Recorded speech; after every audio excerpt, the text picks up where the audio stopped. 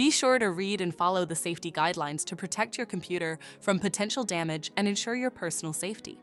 For more information about safety guidelines, see the owner's manual at dell.com/support.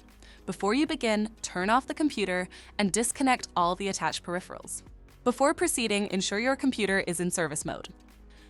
To enter service mode, press and hold the B key on the keyboard and then press the power button. Now, the computer will boot up and the owner tag information is displayed on the screen. Press any key to proceed.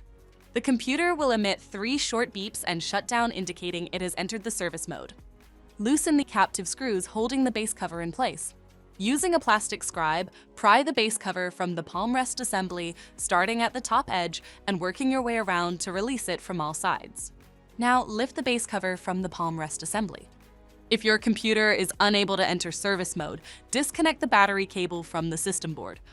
To remove the solid-state drive 22 Heidi, identify the solid-state drive. Remove the screw that secures the drive thermal shield and SSD. Slide and lift the solid-state drive thermal shield off. Slide and remove the SSD from the slot.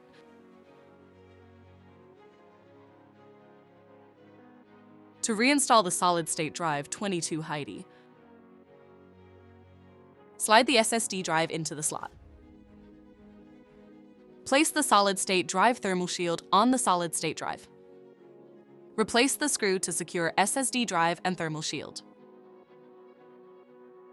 If the battery cable was disconnected earlier, make sure to reconnect it to the system board.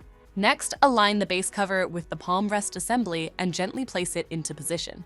Tighten all required screws to secure the base cover in place. To exit service mode, connect the AC adapter and press the power button.